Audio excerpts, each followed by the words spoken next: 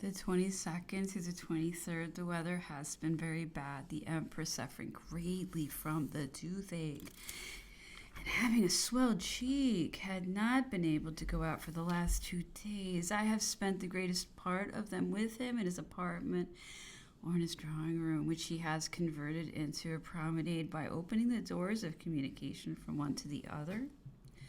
Amongst the various subjects of our conversation, he once told me certain things which he had heard, at which I much rejoiced. Nothing can give a more striking proof of the horrors of our situation than the importance which I attached to them. But everything is in proportion to the situation in which we are placed. At another time, the Emperor expressed his regret at being so lazy with respect to the English language. I told him that he now knew as much of it as he wanted. He could read all books. It was now only necessary to reduce the whole to a regular system, but were the rule and compass fit things for him? After going through several subjects of conversation, the Emperor spoke of Baron.La, on whom he passed the highest encomium, saying that La had left the impression on his mind of a true honest man, that to science he united in the highest degree the virtue of active philanthropy. He looked upon the wounded as belonging to his family. Every consideration gave way before the care which he bestowed upon the hospitals. In our first campaigns under the Republic, which have been so much recited, said the Emperor, a most fortunate revolution took place in the surgical department, which has since spread to all the armies of Europe, and to La. It is in great measure that mankind is indebted for it. The surgeon now shares the dangers of the soldier. It is in the midst of the fire that he devotes his care to him. La. Possesses all my esteem and my gratitude. This favorable impression seems clearly to have occupied Napoleon's mind in his last moments, for he has left La. a mark of his remembrance with this honorable testimony: the most virtuous man that I have known. On reading these words, I concluded that some peculiar circumstance must have produced this most magnificent expression of esteem, and the following is the result of my inquiries. After the battles of Lutzenwürgen and Bautzen, the victorious Napoleon sent for the surgeon La. to ascertain, as usual, the number of the wounded and the state in which they were. They happened to be on this occasion very considerably more numerous than at other times and in other engagements. The Emperor was surprised at this circumstance and endeavored to explain the cause of it. Monsieur Le thought that independently of local causes, it might be found in the great number of soldiers who had fought on that day for the first time, and who were on that account more awkward in their movements and less expert in avoiding danger. The Emperor, whose mind was extremely preoccupied by this affair, was not satisfied with this explanation and made inquiries elsewhere. As there were at that moment several persons who were heartily tired of war, who would have wished for peace on any conditions, and who would not have been sorry to see the Emperor compelled to make it, whether from the effect of calculation or conviction. The Emperor was told, in answer to his inquiries, that the immense number of wounded ought not to be a matter of surprise, that the greatest proportion of them were wounded in the hand, and they had inflicted the wound on themselves in order to be disabled from fighting. The Emperor was thunderstruck at this information. He repeated his inquiries and found them attended with the same result. He was in a state of despair. If it be thus, he exclaimed, notwithstanding our success, our situation is hopeless. France will be delivered up defenseless to the barbarians. And turning over in his mind by what means he should put a stop to this contagion, he ordered all the wounded of a certain description to be put on one side, and named a commission composed of surgeons with La. at their head to examine their wounds, resolved to punish most severely those who should be found to have been so cowardly as to mutilate themselves. Monsieur La. still unwilling to believe in this voluntary self-mutilation, which, in his opinion, was a stain on the honor of the army and of the nation, appeared before the Emperor to state his opinion once more to him. But Napoleon, incensed at his obstinacy, which some persons had taken care to magnify in his eyes, said to him with severity, Sir, you will make your observations to me officially. Go and fulfill your duty. Baron La. immediately applied to the business, but in a solemn manner. He followed up the most trifling details and therefore proceeded slowly, whilst various motives rendered many persons impatient to see the issue, and it was known that the emperor himself was no less impatient. Some persons did not fail to point out to Monsieur the delicate situation in which he was placed, but he turned a deaf ear to all observations and remained unmoved. At last, after some days, he went to the emperor, insisting upon being allowed to deliver his report himself. "Well, sir," said the emperor, "do you still persist in your opinion?" "More than that, sire. I am come to prove to your majesty that I was right. These brave young men were basely calumniated. I have spent a considerable time in the strictest investigation, and I have not found one single man guilty. There is a deposition in writing on the individual case of every one of those wounded men, bales of them to be examined." The emperor looked at him with a gloomy expression, and taking his report with a kind of emotion, he said, "Very well, sir, I will look into it." And he paced the room with a rapid stride, with an air of agitation and indecision. At last, coming up to Lery with an open countenance, he shook him cordially by the hand and said with emotion, "Farewell, Monsieur Lery. A sovereign is truly fortunate to have to do with such men as you are. You will receive my orders." Monsieur Lery received the same evening from Napoleon his picture set in diamonds, 6,000 francs in gold, and a pension on the state of 3,000 francs, independent, it was said, of every other reward to which he might be entitled by his rank, his seniority, and his future services. Such traits are invaluable for history, as they exhibit on the one hand an honest man who does not hesitate to defend truth against a sovereign prepossessed and incensed, and because they display on the other the noble mind of the sovereign in the happiness and the gratitude which he expressed on being undeceived. The 24th, the emperor has not been out. He has not sent for any of us, and he has not appeared at dinner. This made us fear that he was ill. After 10 o'clock, he sent for me, and I was not yet in bed. He told me that he had not left his sofa the whole day. He had read during nearly 18 hours. He had only taken a little soup. He was suffering from his teeth. I told him we had feared it was something more serious, for that our grief at not seeing him was always increased by apprehension. After a short time, he began to touch upon our pecuniary resources. He had, as he humorously expressed it, held his council in the morning. The plate had been weighed, and the quantity that was to be sold had been computed. The produce of it, he added, would enable us to go on for some time longer. I again renewed the offer of the 4,000 louis which I had in the English funds, and he deigned to accept them.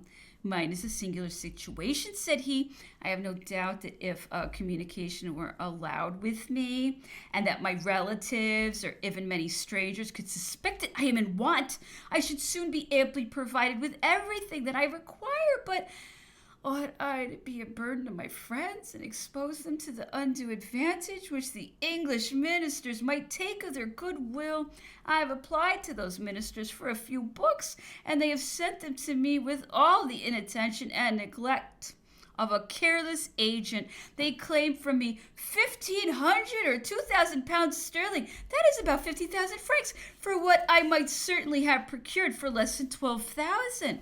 Would it not be the same with everyone else? If I accept what you offer, it must be strictly applied to our immediate wants.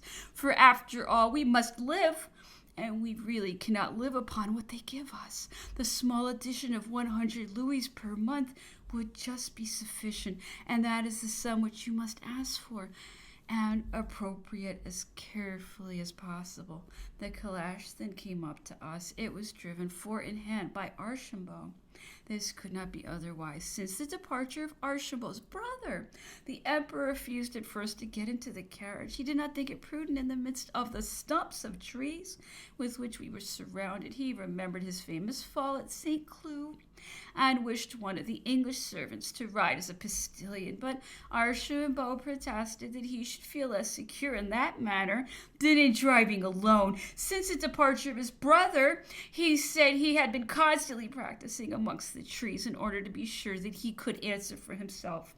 The emperor then got in the calash, and we took 2 turns. On our return, he went to see the residence of the Grand Marshal, with which he was not yet acquainted. The evening was terminated by reading some passages of Langepierre's tragedy of Medea, which the emperor interrupted to compare it with that of Euripides on the same subject, which he ordered to be brought to him. He mentioned on this subject that he had formerly ordered one of the Greek tragedies to be represented at his theater in the palace in all its integrity, choosing the best possible translation and imitating as closely as possible the manners, dresses, forms, and scenery of the original. He could not recollect what circumstance or what obstacle had prevented the execution of the plan. Having retired to his apartment and not finding himself disposed to sleep, he took some turns in his room and threw himself on his sofa. He opened a kind of political almanac, which happened to be at hand, and fell upon a list of our marshals, which he passed in review, adding at the same time quotations and anecdotes already known or related. When he came to Marshal Jourdan, he dwelt for some time on the subject and concluded by saying, "This is one who has been assuredly very ill treated by me. It was therefore natural to conclude that he would be highly incensed against me. But I have heard with pleasure that he has behaved with great moderation since my fall. He has given an example of that elevation of mind which serves to distinguish men and does honor to their character. However, he was a true patriot, and that explains many things." The usual summary cannot henceforth be long. Strictly speaking, 3 sentences would suffice to trace it. Incessant annoyance, absolute seclusion, infallible destruction. The remainder of Napoleon's existence will only be a cruel and prolonged agony. It has already been seen that the arrival of a new governor became for us a signal of the commencement of a life of misery. A few days had sufficed to unfold his disposition, and soon afterwards the annoyances and insults of which he made himself the organ, or which he himself created, were carried to the highest pitch. He rendered us an object of terror to the inhabitants. He subjected us to the most cruel vexations. He forbade us to write without a previous communication with him, even to those persons with whom he did not prevent us from conversing without restraint. He invited General Bonaparte to dinner at his table, to show him to a lady of rank who was for a short time on the island. He arrested one of our servants. He now produces a dispatch in pursuance of which he endeavors to oblige the emperor to go into the meanest details of his wants, as Napoleon expressed it, and to discuss them with him. He importunes the emperor to give money, which he does not possess, and by dint of reductions in the common necessaries of life obliges him to break up and sell his plate, determining at the same time, by his authority as governor, the rate at which it is to be sold, and the person who is to purchase it. He ridiculously restricts us to 1 bottle of wine per head, including the emperor. He cheapens our existence, said the emperor. He grudges me the air I breathe, and what he sends to us for our subsistence is sometimes, nay, frequently so bad that we are obliged to apply for provisions to the neighboring camp. He lays a snare for Napoleon and exults in the hope of being able to impart to him, personally and pompously, a communication which he calls a ministerial order, but which is so outrageous that he refuses to leave a copy of it.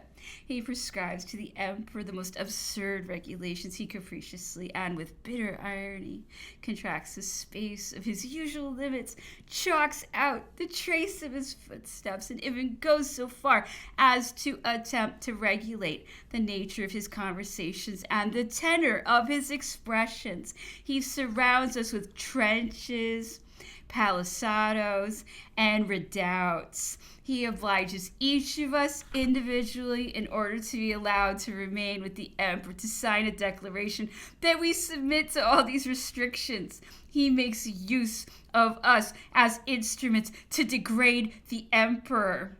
by obliging us to call him Bonaparte, under pain of being immediately removed from his person and instantly sent out of the island. The emperor, provoked by such disgraceful usage and such gratuitous insults, opens his mind without reserve to Sir Hudson-Lowe. His words know no restraint. He frees himself forever from his odious presence and declares that he never will see him again. The most unworthy proceeding of the English ministers, said the emperor to him, is not to have sent me here, but to have delivered me into your hands. I complained to the admiral, your predecessor, but he at least had a heart.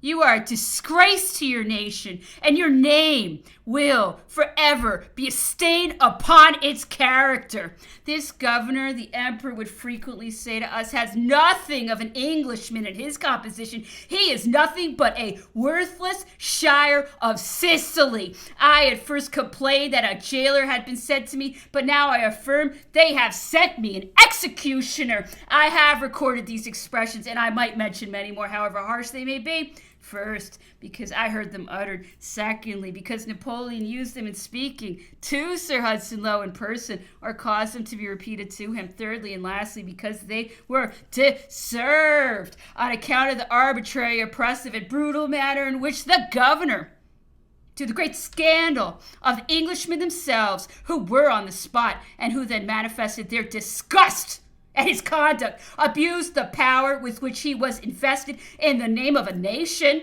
so eminently distinguished all over the globe, of a prince so universally respected in Europe, and of a cabinet in which there were still some honorable characters, men personally known by their moderation and their elegant manners.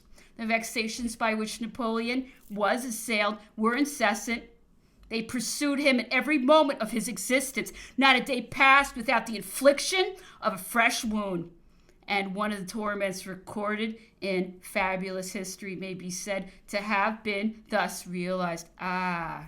If during that period of affliction for so many generous hearts, the genius of Europe, the genius of truth, and the genius of history have ever unwillingly turned their eyes towards St. Helena and upon the great Napoleon, if they have sought for him in that island which they thought it would be endeavored at least to turn into a kind of Elysium for him, what must have been their indignation to see him in the bright glory of so many immortal actions, chained like Prometheus to a rock, and like him under the claws of a vulture, which delights in tearing him to pieces. Oh, infamy!